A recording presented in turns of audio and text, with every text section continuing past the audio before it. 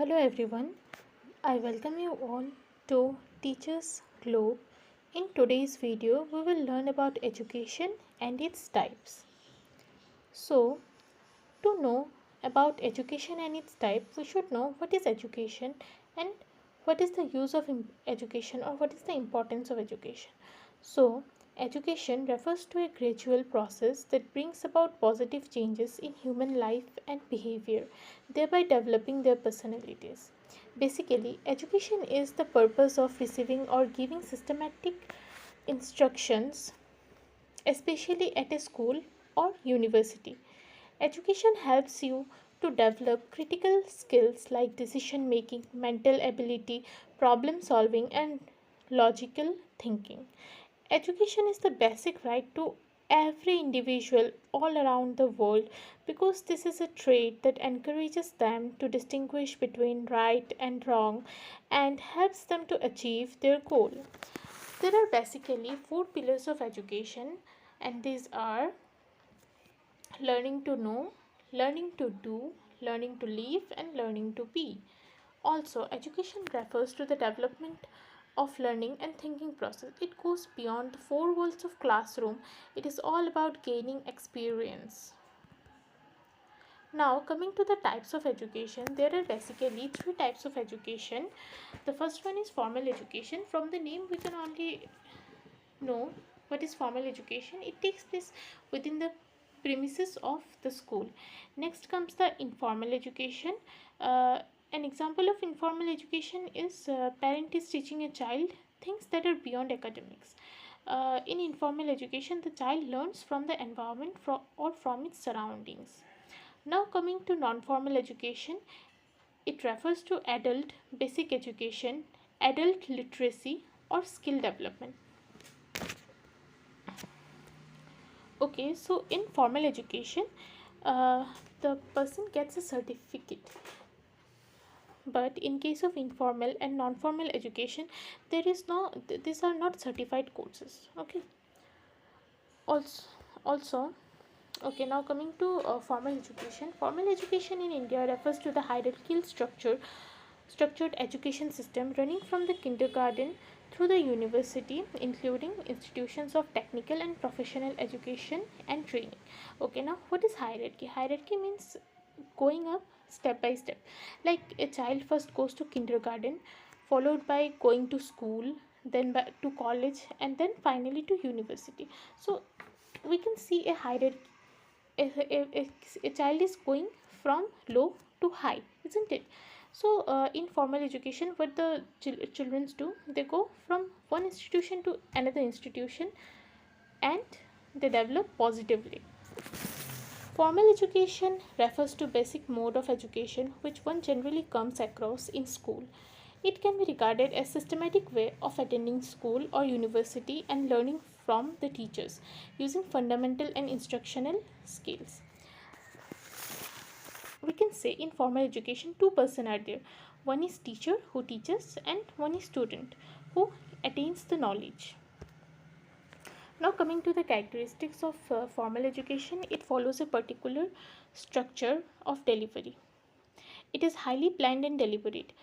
We can see all the schools and all the institutions have some syllabus and they give some proper time to complete the syllabus, isn't it? So this formal education is highly planned and deliberate. Also, it is chronological and systematic. There is a regular fee that is required to be paid. We always pay fee to school or other institutes where we go for certified courses. It demands highly qualified experts. Okay, now the one who teaches us are always highly qualified. Also, it is subject oriented and time bound. Now coming to the advantages of formal education, it boosts the self confidence. Always we can see our teachers or anyone who teaches us in the formal education, they boost our self confidence. They ask us to be confident. They teaches us so many things that we feel confident in ourselves only. They encourage us discipline. In school or any institution, always our teachers ask us to be disciplined. when we go to school, we always wake up early and we go to bed early, isn't it? So all this disciplined lifestyle comes in this formal education. It enhances intelligence by giving several exams, and by preparing for several exams we gain we gain intelligence, isn't it? Also, it helps in getting job and it improves performance. Now, coming to the disadvantages of formal education, because of repetitive structure of the syllabus, it is very common for the student to get bored of formal education. Because of which, what happens? Many students get bored and they don't find all this going to school and studying interesting. The struggle for scoring an extensive competition for better grades may affect the mental health of students. Now, when one student gets some lower marks or average marks, the parents always tell them, look, there is a boy or there is a girl who got higher marks, isn't it? So this causes a competition which may cause struggle in the child's mental health, isn't it? Now, the courses in the formal education is comparatively more costly. If the education system of the formal education is not an authorized one, it may be waste of money as the certificate has no value. Now, if someone goes to institute and the institute is fraud, so he basically gives money, but the whole course is going to fail as the certificate has no value. So he or she will not get a proper job. Now, coming to informal education, it is an experience that an individual gains by undergoing regular practice and observing others.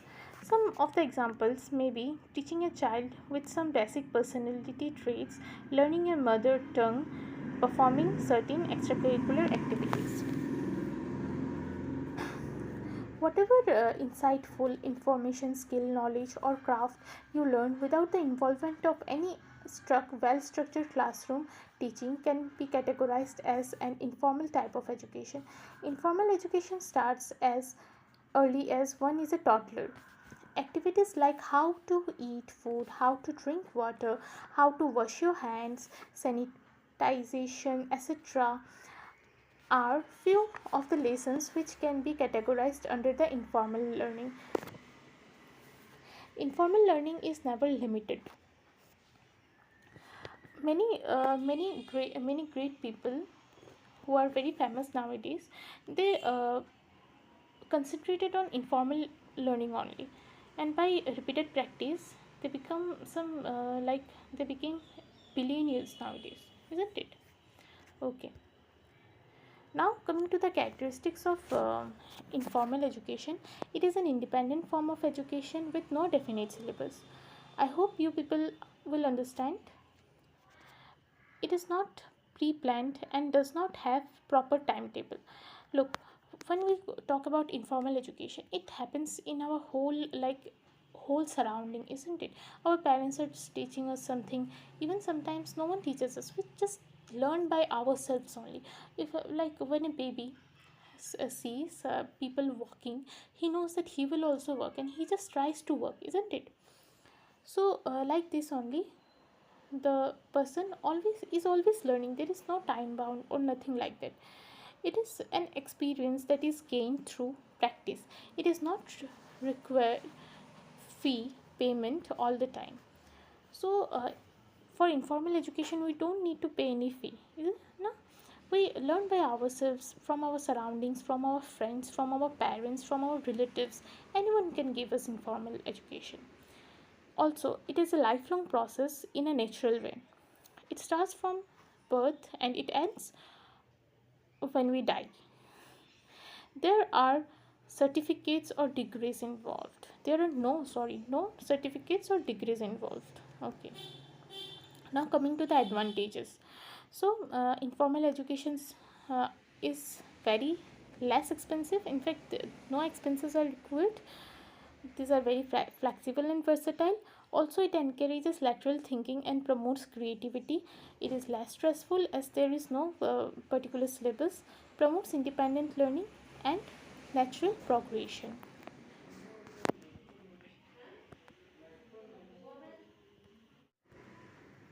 Now coming to disadvantages of informal education. So the first disadvantage is you might end up getting the wrong information if you don't refer to a valid source. Now here in informal education, what happens, anyone can teach us anything, anyone can give us any information, so we should know that which education is right or which information is right and which one is not. Otherwise people can easily make us fool. Now the second point is you might end up talking taking a long time to learn the skill, as it does not offer a certain time duration. As when we go to school, we are giving a certain time duration, but in informal education what's happening, that we are not giving enough time.